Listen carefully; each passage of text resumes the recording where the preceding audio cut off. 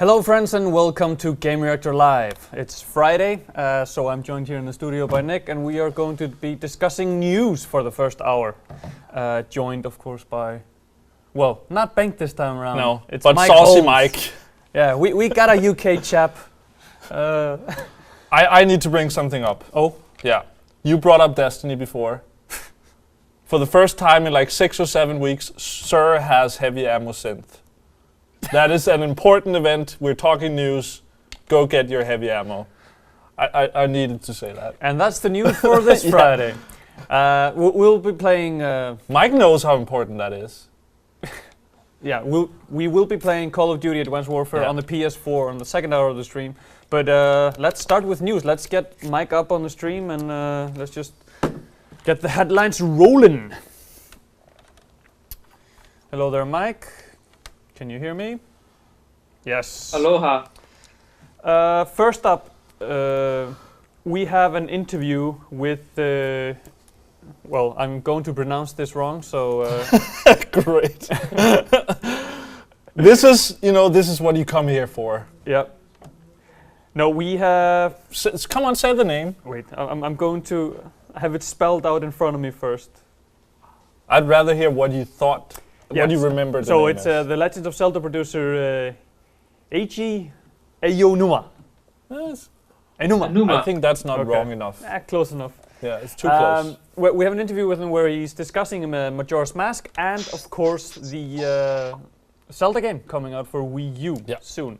And he had some choice words about how they are making it the world as big as possible for the platform. That was the video we also saw at the Game Awards and looked pretty big. Yeah. So, yeah.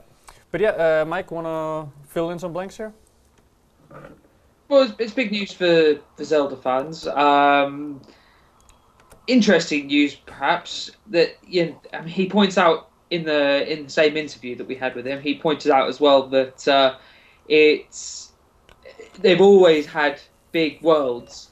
It's just that with the Wii U, this is the first time they've had the technology to make it a seamless world.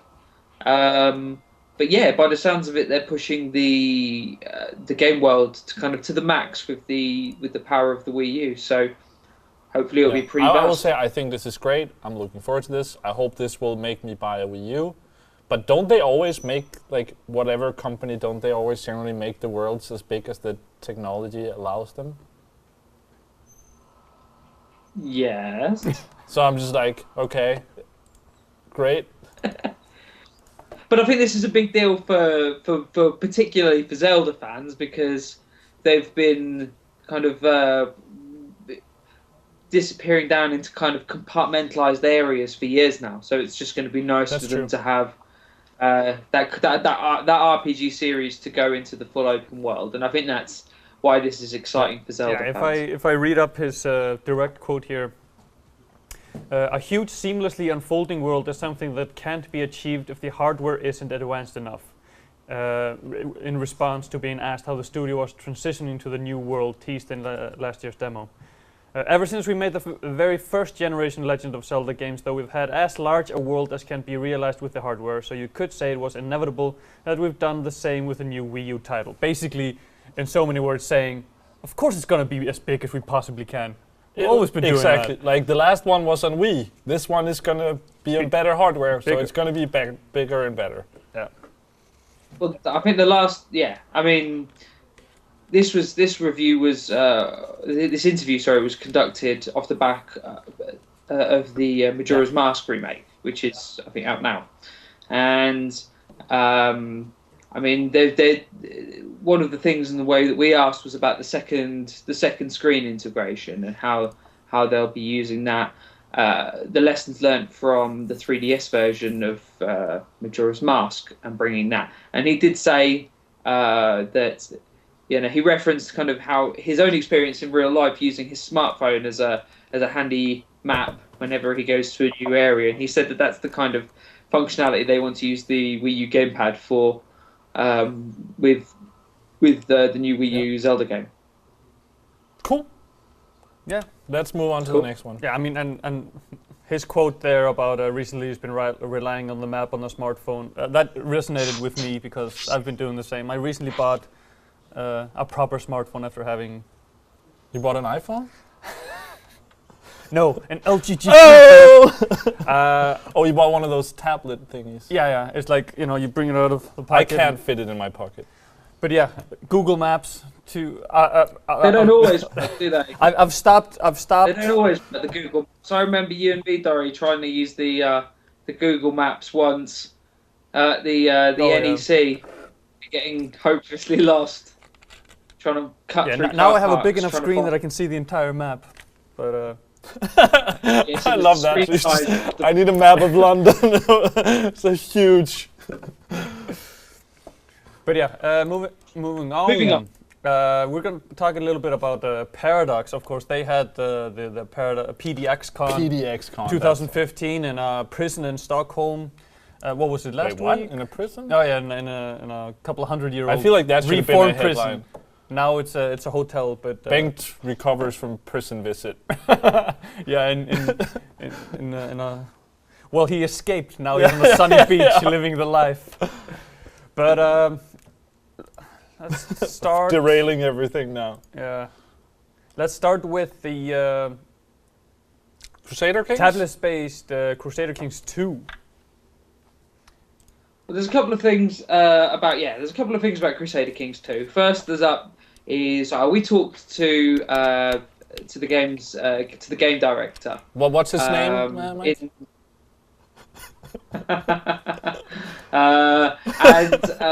We picked his brains about the game and about what their story is. It was 3 years old over the weekend. I think they released some handy stats. Oh, and Dory has that ready. Bam. We ran our interview at the same time, and the most notable things from the interview, one was that they are experimenting, and experimenting is the key word, with a possible tablet-based version of the game, which is like, for me, that would be as lovely as having FTL on my iPad.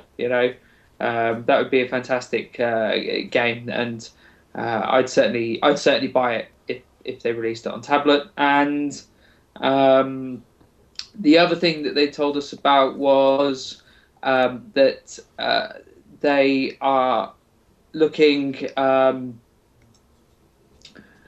bringing out 3 more expansions for the game this year. 3 more major expansions. And they did hint, although they didn't say anything concrete, that one of them might involve myths and legends. So it's a long-supported game. It's already had a lot of expansions, smaller expansions, admittedly, but expansions nonetheless. And it's going to get 3 more at least before they either stop making expansions and start working on Crusader Kings 3, or before they carry on making more expansions. What we would get in terms of mythology and legend, I'm not really sure. Whether they kind of delve into kind of keep it quite close to kind of myth, like European myths and legends and like that kind of European medieval fantasy, or whether, I did ask whether they, I don't know if those who played the game will know about the Sunset Invasion, which is one of the expansions that was released a couple of years ago, and that expansion it's a fantasy expansion that has the Incas invade from land in Portugal and in Ireland and places like that. And I asked if it was something like that, and they said no. So, who knows what kind of stories they might kind of weave into the plot, but certainly a dash of fantasy might kind of spice up people's roleplay experiences with that one. Yeah. Cool. Then there was, as always, when Paradox talks about Crusader Kings 2, people immediately go, what about Game of Thrones? Because there is a popular mod for the game that kind of brings in the world of Game of Thrones into the game. And back in 2005, I know that Fred had scheduled a meeting with the George George R. R. Martin, the writer of. You know what? I'm gonna start. I need to have like a BB Holmberg, something like that. That just sounds so cool. Thanks for contributing to the discussion. You're welcome. What was I talking about? You talked about Game of Thrones. Oh yeah. So Fred was having a meeting. Yeah, with which George Martin. since there hasn't been a Game of Thrones game made by Paradox, obviously didn't happen. Yeah. But I mean, Paradox isn't really in the business of making other people's IPs. They No. want to build their own IPs. They want to build franchises. Even though they don't want to just make sequels, they still want to like build IPs for themselves. Yeah. But they have They also like making money. yes. But Fred has also said that if they are going to make somebody else's IP, it probably would be Game of Thrones. Okay. But there's already like 3 They things. or said something. that was the one that they Okay. would like to do. If they were going to do one, that's what they said that they would do. That they Okay. would do Game of Thrones. So I don't know about you guys, but I mean I've played the mod and I like it. And I would probably would pay money for an official Game of Thrones Clausewitz engine based game. That would be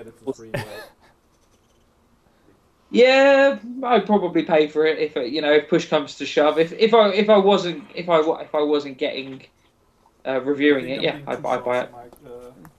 Solvin is taking my mic. Yeah, Nick's microphone has been turned off for obvious reasons.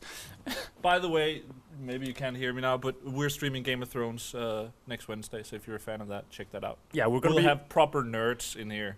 proper geeks. Yes. I would call them Game of Thrones geeks, which have been reading the books, watching the TV show, but haven't played the games yet. And we're going to be playing through the first chapter of the Telltale game series in celebration that the second part is coming Yeah. up. So you can watch that and then win a code for it. win a code for it, and then play that, and then buy the second one and Yeah. continue on. But I mean, I always love it when the murmurs start again about a Game of Thrones game made by Paradox, even just as an expansion to Crusader Kings 2. But I doubt that it's going to happen anytime soon. I mean, I think it's got too big they're now. not going to There's get they're not too going to many get the other free games. they're not going to get the free reigns that they would like from HBO, and I'm sure that the payment sharing wouldn't be. And it's like there's beneficial one enough to game them. being made on the TV series and one based off the books. The Telltale one is based off the books, right? Or is it off the TV series? And then the TV. other one is... It's got all the and then the other ideas, one isn't it? is... Yeah, that's true, the actors in there. And then there's another one being made based on the book. So it's like... I think they're also, I don't know if it's the man himself, but like thinking, this is maybe not the time to put out a third Game of Thrones game at the same time, probably hit some sort of saturation with that. But yeah, then Mike, you linked another link. This is Well, then there was the article itself that Bengt wrote from the Paradox event, and I thought that was worth highlighting because of you can read the article on the site now, but basically I thought it was worth highlighting because there is no major announcement from this year's Paradox, and that in itself is a kind of a worthy footnote, I think. Although they did say that there will be new games announced later on in the year, but they have been a bit infamous, if I may say, about announcing games too soon before, as they say themselves, finding the fun factor in their iterative process. Because I mean, when they're developing games, they kind of make a prototype, they find what's going to be fun in the game, and then they move on. If they don't find it, they swing it back to the developer, and it goes around again, and that can be very costly if they don't end up finding the funness in the game. And they've had that with a couple of games in the past couple of years that they simply weren't able to find the fun in it, so they canceled the game. So now they've said that they are not going to be announcing games as soon as I think that's why used you to. will see a lot of bigger companies not announce stuff because they're like, you generally don't want to announce something that's then not going to happen because then people are going to and you want it to be closer not only to release but to actualization. Yeah. And As well, and I mean, in the past couple of years, they've also been very good, better about not releasing broken games on release. I mean, when Magica came out, that was a mess. And and it's sad when it's a good game. There was like, I guess that helps for people maybe like us who can feel like maybe we have a better understanding. And if you're a big gamer, you can tell, okay, this is going to turn into something great when they've fixed the bugs. But for a lot of people, it's probably going to turn them off the game and maybe then say, oh, this was Paradox, we don't want to play the next one. So it can really hurt the company. When Swords of the Stars 2 came out, it was so broken, it was almost unplayable, and it took them a whole year to patch and fix it. They've been much better about that recently. It's like they're almost coming out with fewer titles, but more solid and on point. And they're also moving towards consoles more and more. So it's interesting seeing them, develop. Magica 2 looks pretty damn good, so I'm looking forward to that. So even though they didn't announce any new IPs at PDXCon, I still like what they did show. Which is also what Bengt said in the article. Yeah. But go read it on Gamereactor.eu. Yeah, moving on, we're going to talk about amiibos. Yay! From grand strategy to Nintendo figurines. Yeah. There's a couple of points here. I mean, Nintendo released a few interesting facts about amiibos over the last few days. Notably, there was the news that apart from in Australia, everyone loves Link the best. So what you're saying is Australia hates Link? That's exactly what I'm saying, Nick. Just want to make that clear. No, they just to kind of any big Link fans down under, don't take offence. Nick was joking. So Link's very popular around the world, and they also released the fact that they've sold 5.7 million, I think it is, units, which is not too shabby. I think everyone can agree. And they also pointed out that the bulk of the sales took place in North America. And even then, amiibos were still twice as popular in Europe as they were in Japan, which was a bit of a surprise to me, I have to say. Yeah. I still haven't completely wrapped my head around what exactly amiibo is. I mean, it's... Okay. I'm not sure Nintendo. It's a figurine that, in Super Smash Bros., if you bring it in, it's like an AI training partner. It's like there's sort of a memory card in the figure, and it can be used for different things in different games. In Super Smash Bros., you can have an AI version of that character that you can level up, and it can fight in the game. Yeah, against you. And against other people. It can, in other games, it will unlock stuff, for instance in Mario Party, so it can do different stuff in different games. And that I get, but then in other games, what's the functionality? Is it different in each game? Yeah, but then Mario Party, it could unlock something. And they've also, they've come out with, they came out with the Super Smash Bros. Figurines. Yeah, so there's Super Smash Bros. Mario, and there will be Mario Party Mario figure. Yeah. But they're still cross games. I think so, but I'm assuming maybe they will unlock a different skin. So if you have both Marios, maybe you'll get two different sort of Mario things in Mario Party. I don't know. Do you know more about it, Mike? You know about it. Probably know a little bit more.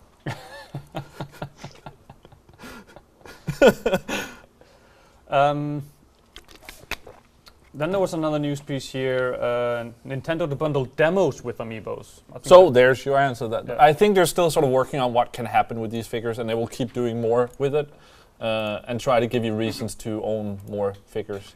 And I mean, as old school Nintendo fan, I don't have a Wii U, but I have been really close to buying some of these figures just because, hey, it's a Nintendo figure and I like Nintendo. So I think a lot of people are also just buying them to have them on their shelf and then, hoping that there will be some cool stuff to use them for. Especially now that some figures selling out sometimes, and and things Yeah, like this. and not only are some selling out, like the disfigured ones are selling for. Yeah, but I'm also crazy thinking the what they're doing now with they had a Super Smash Bros. Mario and a Mario Party Mario. I could totally see that Super Smash Bros. Mario is gonna sell out, and then you can get the next one, and then they're gonna keep selling different versions. So if you want a special version of Mario, well, then you have to buy it now. And that's a way of getting people to buy more figures. Yeah. I'm sure there's going to be when the new Zelda comes out, there's going to be a link from that game, and if they change art design in different games, they're going to have different art styles for the figures. But it's an interesting thought then. If you get the Mario Party Mario amiibo, and you bring it into Smash Bros, is the skin in game going to be different? But I don't think in Smash Bros. It doesn't unlock a skin, but it's interesting if you can use it for that function that you can level up an AI in the game. I actually don't know, but maybe we should research that. Yeah, I'm gonna get sunk into the world of amiibos. This is intriguing me now, so I'm gonna take a look at that. Until next time, moving on. Has Sony abandoned The Last Guardian? Oh, talking about The Last Guardian again. No, they haven't. No, they haven't. Basically, yeah. We can cover this news story pretty quickly, even though it did take up a lot of column inches over the week that has passed. So, do you want to explain it, Mike? In a nutshell, somebody noticed that the trademark had lapsed and that Sony hadn't renewed it for the game, for the name, and then everybody got up and I would say the last thing before that was that Sony has several times said, we're still working on it, but we have nothing to show at the moment. Yeah, we're still dedicated to making it the best game that it can be. Yeah. Okay. And So they everybody thought they were making it. Then everybody thought that they weren't making it.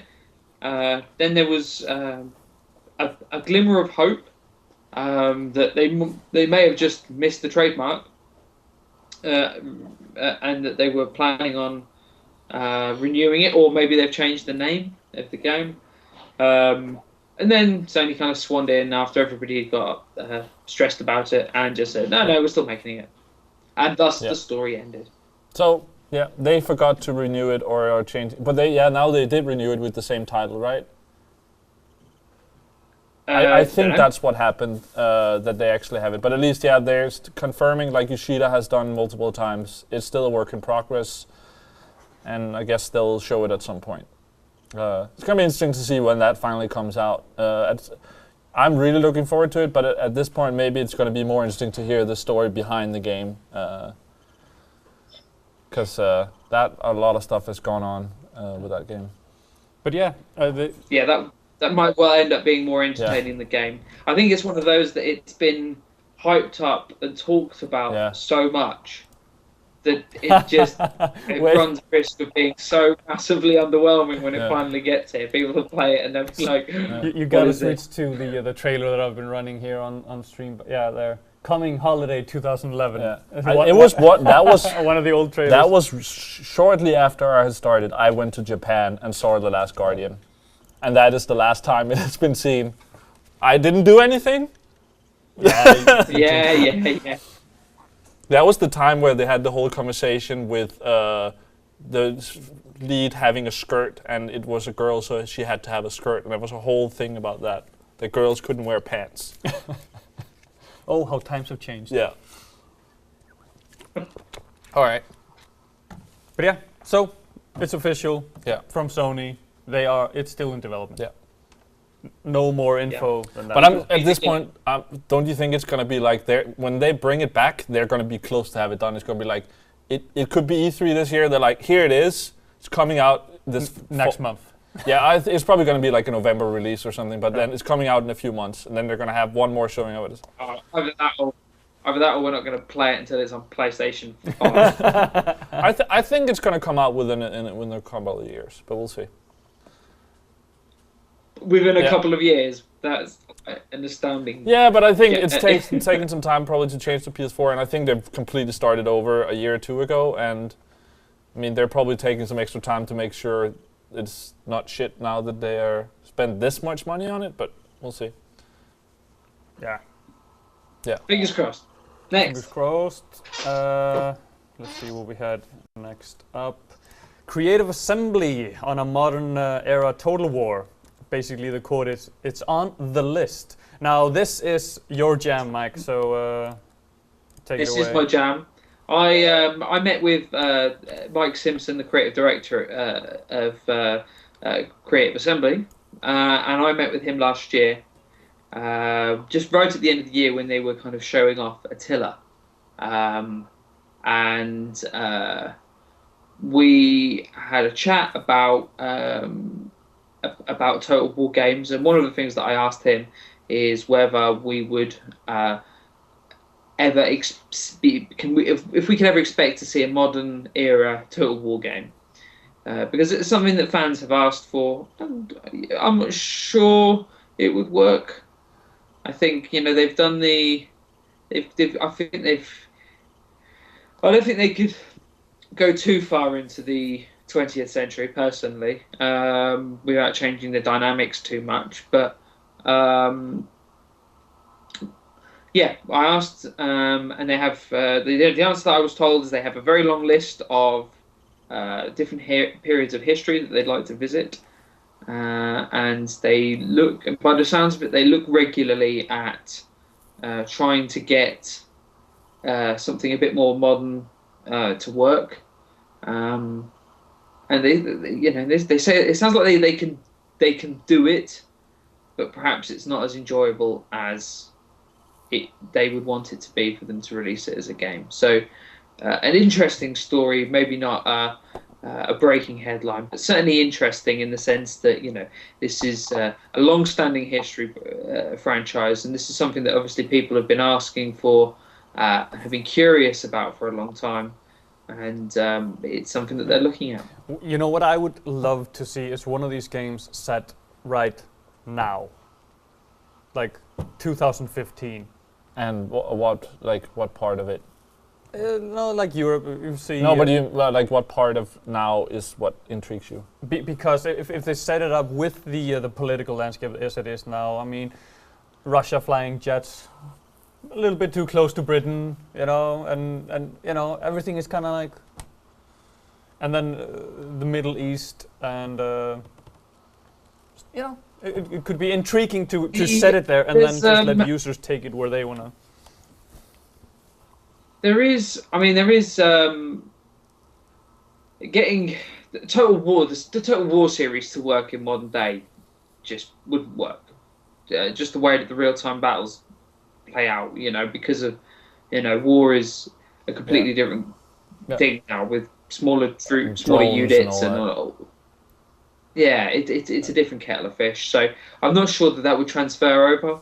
But in terms of the turn-based element, I mean, I think there are. Yeah, I guess I'm thinking. Rather than like a Total War game, I'm thinking more of like a 4X tile-based game or something like that. That could be cool. All right. Well, there's certainly games that flirt with the Cold War era and that kind of. Yeah, that would be cool. But I guess maybe it's just finding a way of stripping away some of that makes it hard to make a game set in that time. Also, this game came out this week. Did you review it, Mike? Attila. Yeah. Total War Attila. So I did, yes. Now that we're on the topic, what did you think about it shortly? And it's a pretty decent game. It's pretty decent. It's in a nutshell, without wanting to dwell on it too long, it's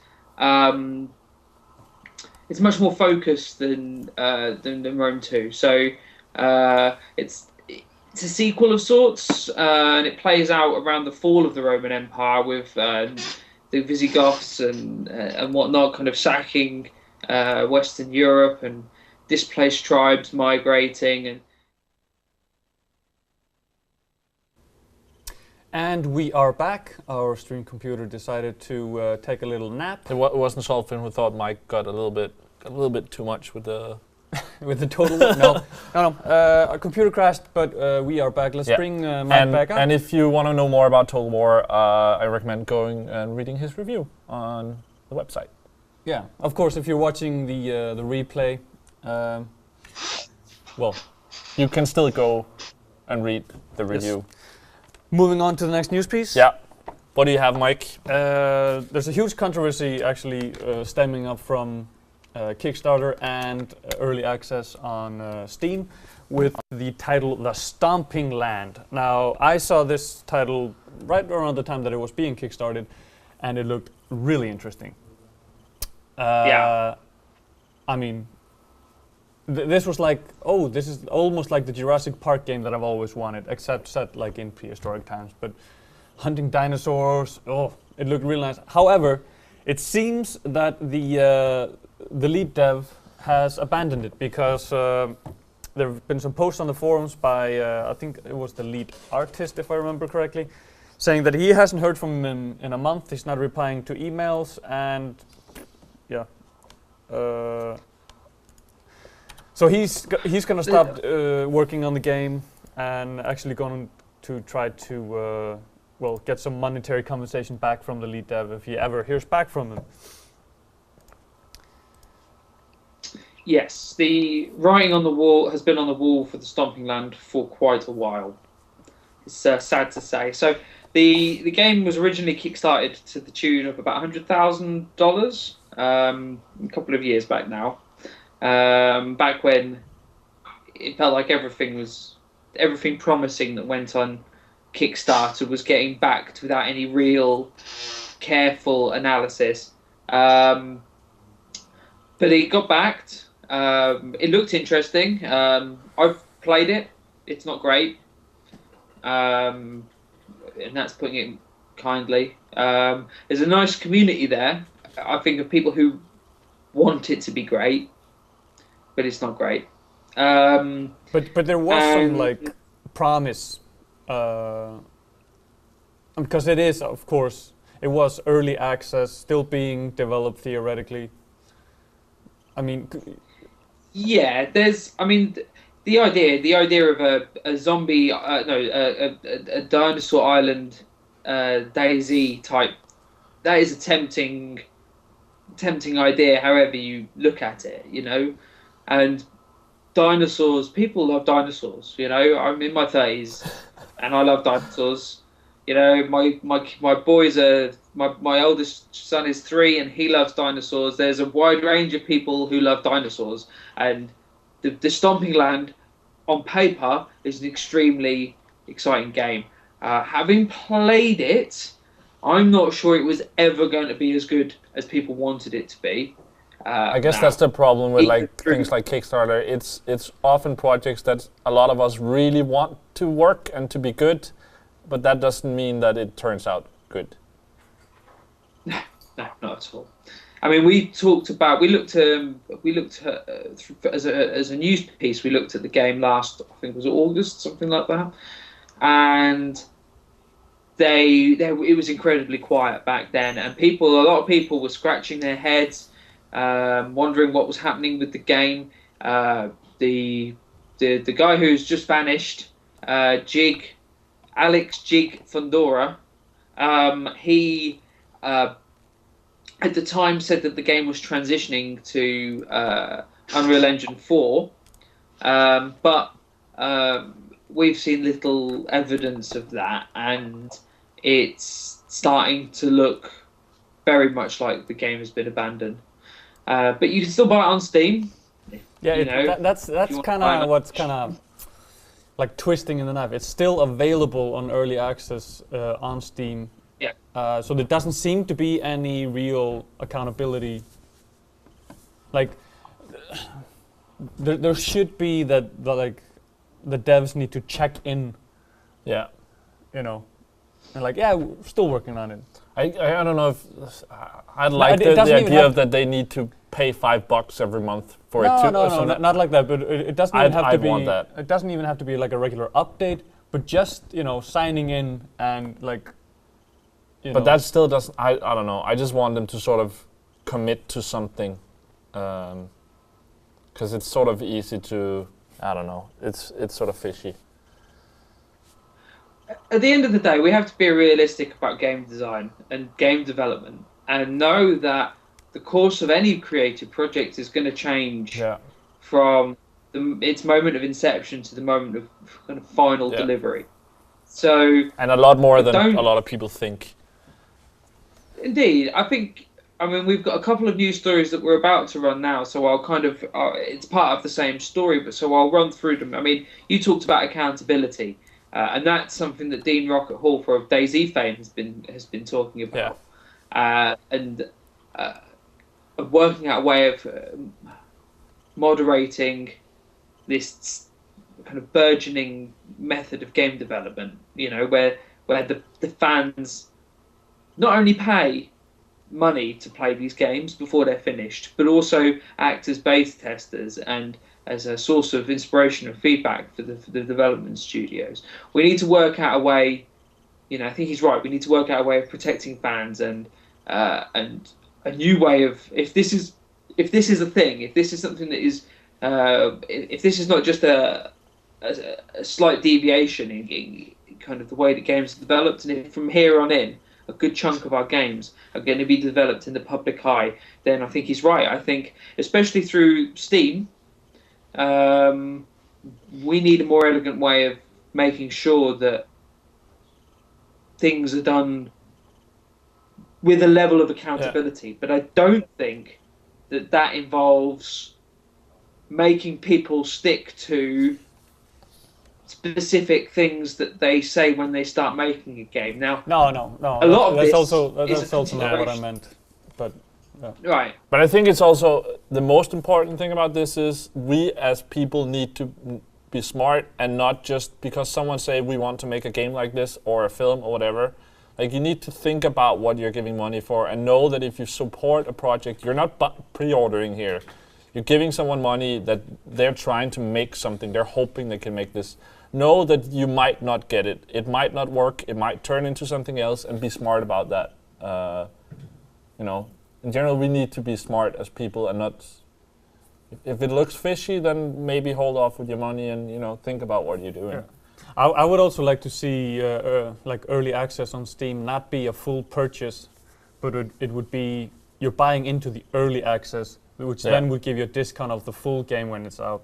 But the thing is here, it's still sort of more official when it's on Steam, but you can't avoid that I make a game company and I start making games, and then on my website I say, if people give me $500, they can be part of alpha testing it. You know, then it's not on Steam and it's not as much in your face, but then it's important that people think about that don't make those decisions. Like you need to know what you go into at least. Yeah, it just feels specifically. I mean, maybe it just needs a consciousness change on the part of the users when you're buying an early access game, but it just feels like when you buy an early access game, it still feels like you're buying a game. It feels more official, yeah. You're buying a game, it feels For sure. like, but I agree. You aren't. You are I buying think into the that development needs to process. change as well, but I think that's not going to avoid the problem completely, but yeah. And I have to point out, talking about Dean Rocket Hall and his quote that we need accountability, well, a lot of people will point out, like, who's he to talk?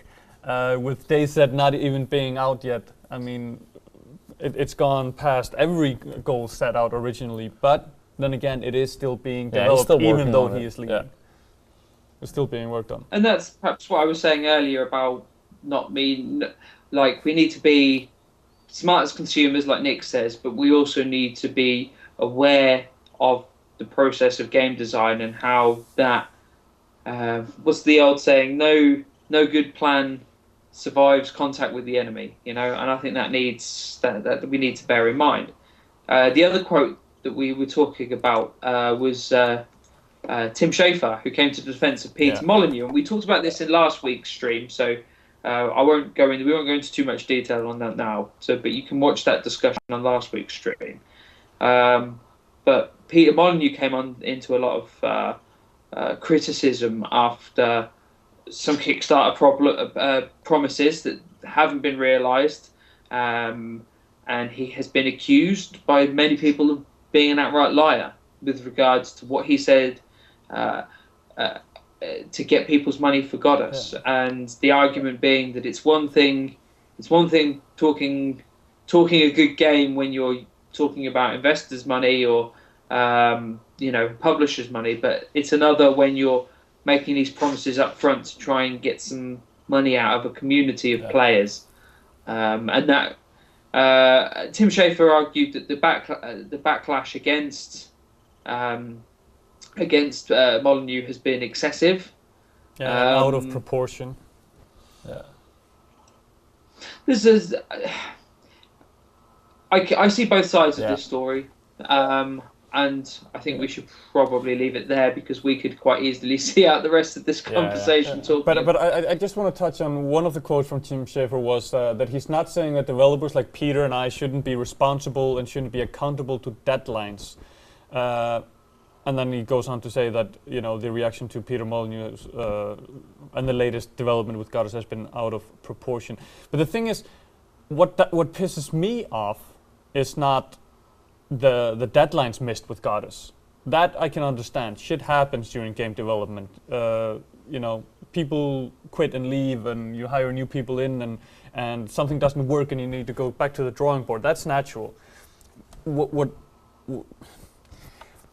Peter Molyneux, to me, because I wasn't here last week, so I didn't get my words in on this. I'm just going to do it very quickly now.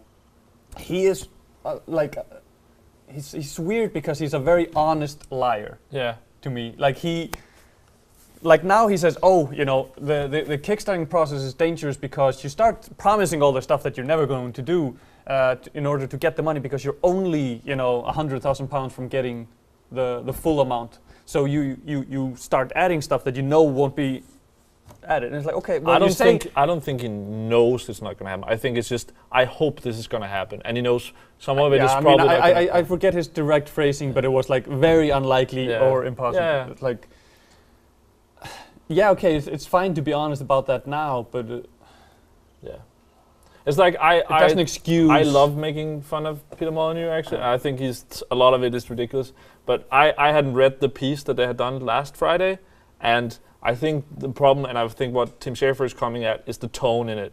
I think no matter what people do, you sort of have to treat other human beings with some sort of respect, and not call people. They didn't say idiots directly, but I think that was basically what they were saying. They were very.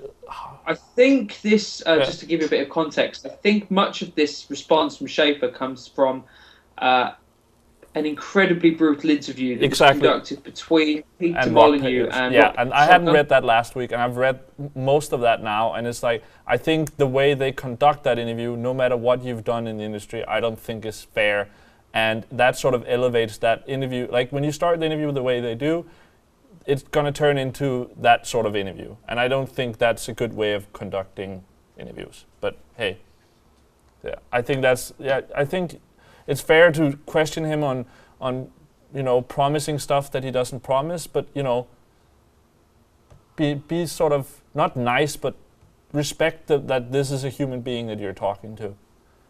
Yeah. Next. Yes, moving on. But also, I would also very quickly like to touch on some of the stuff that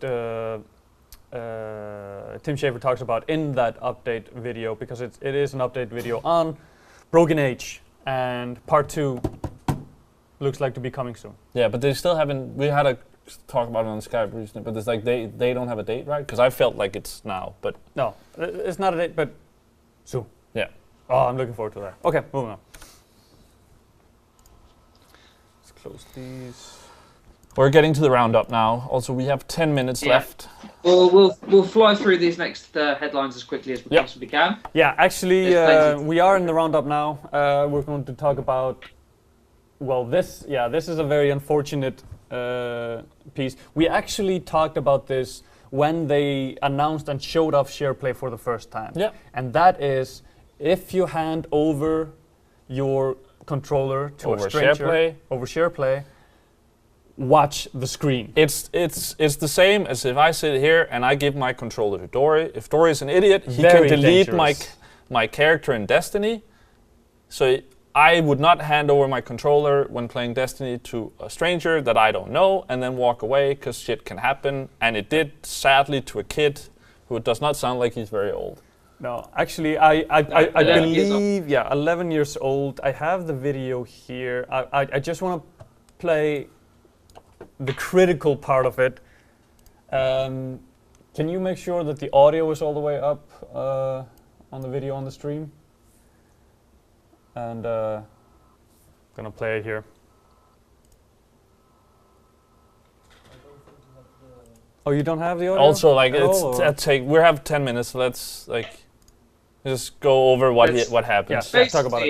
Yeah, this lad was supposed to be he was streaming through his PC. He was streaming the game. He was showing a glitch or an exploit. Yeah, he was handing over the controls to a person that he had met through another PSN friend who was going to show him how to glitch and get an exploit to level up your character faster.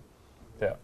Yeah, and it backfired horribly. So the other guy was trolling him and deleting his character, which is super sad. But it goes back to what we talked about before with early access. You know, you have to be smart on the internet, and it's sad it happens to an 11-year-old. But I don't know. Somewhere I feel like maybe his parents should help, like watch what he is doing on his console and streaming and all that stuff, because you know bad stuff can happen on the internet, and that includes if you have a console that's on the internet, and if you're playing games above your age range. And also, you know what? This is super sad. I had some save games deleted when I was a kid because my dad turned off the power to my Nintendo and stuff. It happens, you know. It doesn't seem like we'll be able to get the audio up on the stream, but you can watch the video afterwards. I just want to run through it quickly here if we get it up on stream. Can you cut to it, Solfin? So yeah, here he is giving the controller over to a visitor. I just want to get his name out there as well.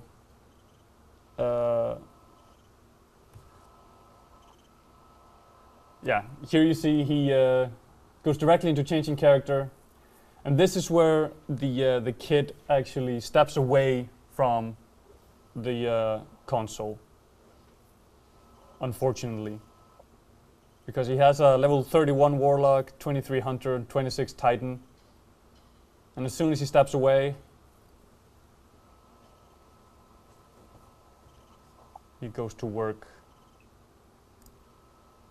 Yeah, deletes a level 31 character and his 26 Titan, and then he goes on to delete some of his exotics and stuff. And it's kind of heartbreaking when the kid actually starts crying when he figures out what has happened. But like I said before, we reported on this right when SharePlay was being shown up for the first time. I mean, there aren't any restrictions made. It's basically like handing over your game to you need to friend anybody. people, and like, you know, he lost some characters in a video game. Worse things can happen on the internet. Absolutely. And I mean, I really dislike people saying like, oh, he deserved it. He was, you know, No, he didn't. Yeah. glitching out and try to use an exploit, and it's like, come on. Yeah. All right. Yeah, we've all tried to.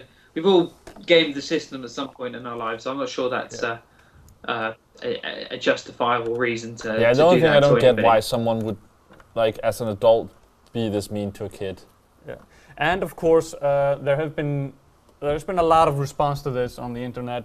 And recently, Bungie released their weekly update, and at the end of every that, Friday. yes, and at the end of that, they post the video and quote it as, quote them here. Basically, they say, please be careful out there.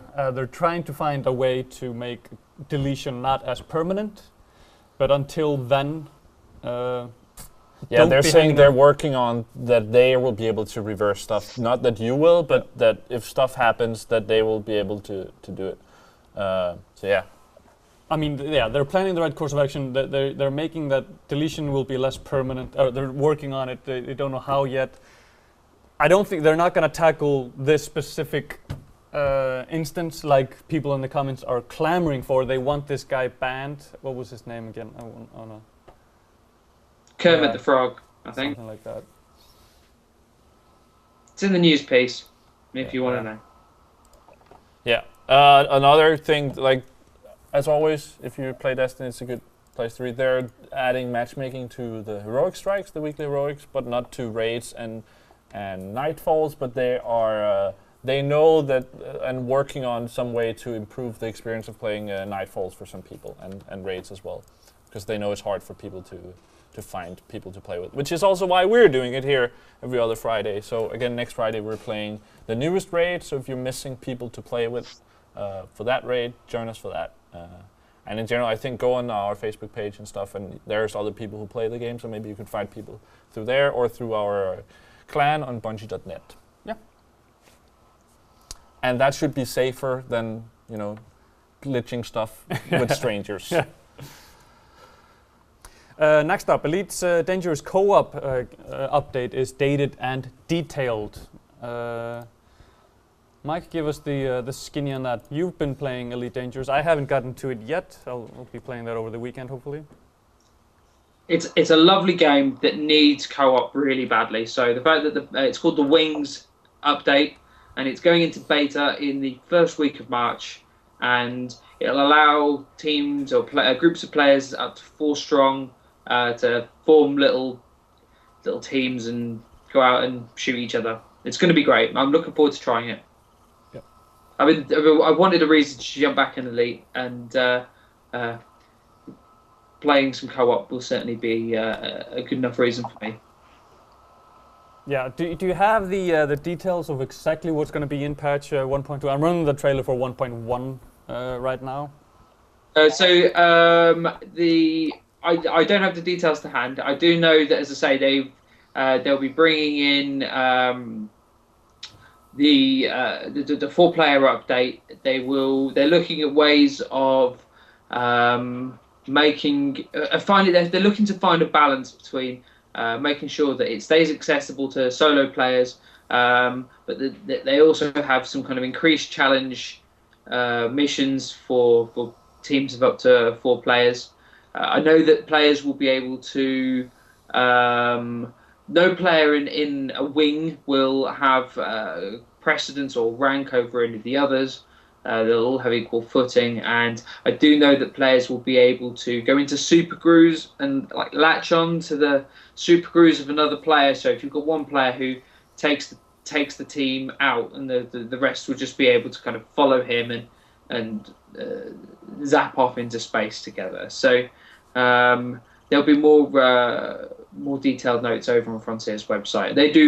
They're very good. They have a very good communication with their player base. They release regular updates and daily newsletters, kind of linking into the lore of the game and stuff. And so they also say here that in 1.2, players will start to see larger, more dangerous signal sources where single ships would be a serious risk.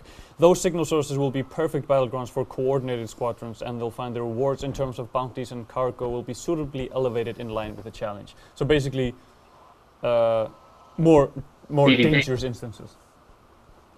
Yeah, maybe 4v4 PvP as well. Yeah. If you've got groups bumping into each other in space, especially if you've got one group that has a bounty on their heads, and the other group that's acting that's role playing as bounty hunters, you can have some quite interesting little exchanges there. It would be good fun to see it play out. Yeah, and quite interesting to watch, I dare say. Yeah. All right, anything we should mention the last 30 seconds before we jump over to Call of Duty? Oh, we're missing a couple of news pieces here, actually. Should we run? So I'll run through them in record Right. speed. So have your finger ready to cycle through the news pieces. We've got the 20th anniversary PlayStation 4, which was to be auctioned off for $120,000. The person who bought it didn't stump up the cash, but Sony, in their infinite wisdom, have decided to donate as much money to save the children, which is a very lovely gesture. So they're sticking to their guns, and they are donating the amount of money that they said they would to charity. And they're presenting the place. Yeah. It'll be displayed publicly in the Sony offices. Yeah. All right. Exactly. Next one. Yeah. World of Tanks is heading to Xbox One. Not surprising. Cross-play between Xbox 360 and Xbox One versions. Progress from the Xbox version will carry over to the Xbox One version for those who've upgraded consoles. It's not a hugely surprising announcement, but if you were a big fan of it on Xbox 360 and you're waiting for it to come up to Xbox One, then you'll be delighted. Yeah.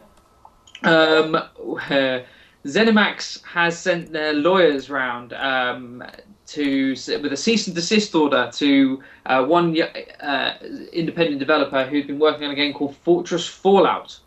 Obviously, they deemed Fallout was too close to their own Fallout franchise, the Fortress Fallout. So they've sent their lawyers in, and the developer in question will have to. He hasn't got the money. He says he hasn't got the money to step up to argue his case, so he's going to change names. But this is a trademark dispute that has ended well for ZeniMax. I dare say that the developer in question's probably got a lot more publicity for his game than it might have got otherwise, so hopefully he'll be able to use that to good effect. I don't think that this should have been a trademark issue. If it was Fallout, Fortress or something like that, then I would get it. But just having Fallout in the title that's a stretch. All right. I think it's fairly standard trademark trolling, though, isn't it? When those big companies, they have to protect their trademarks in every case. And maybe a slightly bigger company with a bit more backing would have been able to stand up for themselves and have been able to kind of fight make a deal or something. But yeah. But hey, at least I know about the game now. So indeed, and I think a lot of people who wouldn't have known about it do now know about it. Next up. So, Dota 2 has had over 1 million concurrent players. So well done to Dota 2. 1 million concurrent players playing at the same. Yeah, at the same time playing Dota, not in the same match. I didn't say that. At the same time. Although I would like to see it in one match, though. Be interesting.